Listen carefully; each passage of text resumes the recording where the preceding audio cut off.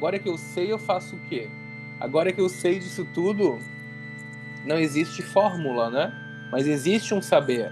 Agora fazemos todos parte de um clube decolonial. Olha que cafona falar disso, né?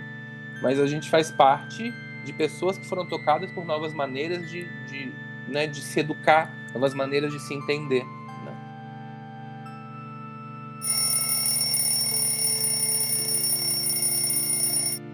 A partir das relações do homem com a realidade, resultantes de estar com ela e de estar nela, pelos atos de criação, recriação e decisão, o indivíduo vai dinamizando o seu mundo, vai dominando a realidade, vai humanizando-a, vai acrescentando a ela algo de que ele mesmo é fazedor, vai temporalizando os espaços geográficos, faz cultura.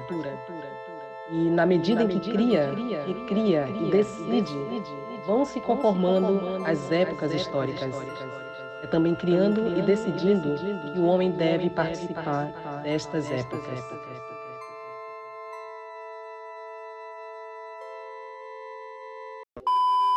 Eu tô lendo um livro muito bom que é sobre os Yanomami e eu achei uma coisa muito massa que me lembrou muito esse teu PDF de agora e umas conversas que a gente teve aí nos últimos encontros.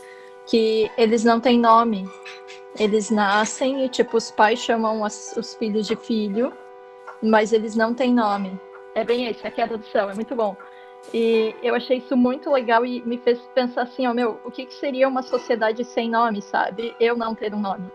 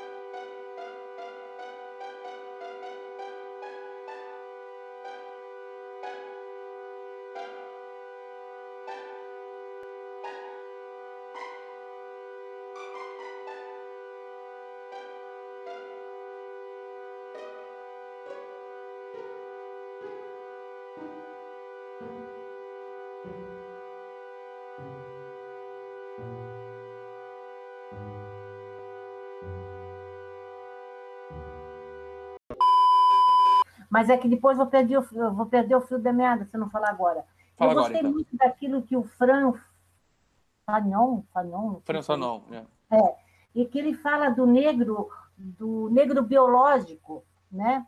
E que ele fala que a característica que faz com que haja esse preconceito, esse mito, é justamente a representação que esse negro adquire e que está relacionada com a biologia, ou seja, ele é mais instinto, ele é mais intuição, ele é mais sexualidade, ele é mais um ser mesmo, né? Ele não é algo que foi podado. E o medo deles e o preconceito deles, né, do colonizador, ele parte daí. E eu questiono, eu acredito que esse medo, né, do biológico, ele é para todas as outras categorias também. Ou seja, toda vez que tu te manifesta de uma forma que não é valorizada e que é mais biológica, é como se a gente tivesse necessidade e aí que a gente entra nesse vício, né, da linguagem, mas de não lembrar que nós somos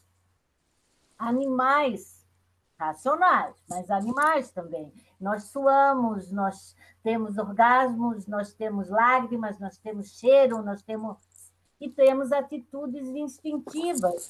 Mas o processo de civilização, como mostra bem a Hannah Arendt, né, ele tenta tirar isso do ser, que não posso mais nem dizer que é humano, né, porque esse humano também é uma categoria que foi imposta a nós.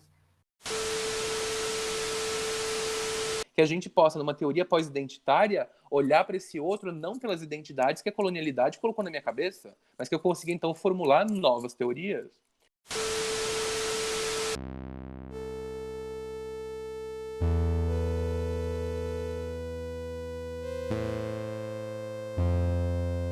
E ele pensou nesses homens, naquele enorme grupo de ignorantes. Eles eram esposos, eram pais de família, gangsters, jogadores de futebol, andarilhos. E eles estavam em todos os lugares.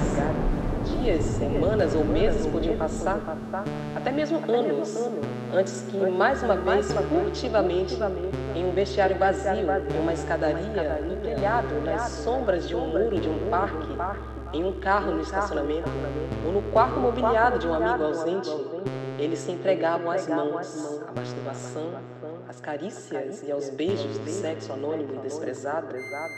Contudo, a necessidade não parecia ser predominantemente física. Não se poderia dizer que eles eram atraídos por homens.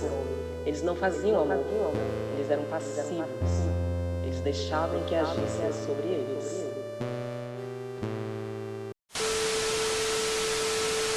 A mesma cor de pele, isso funda um sujeito identitário, né?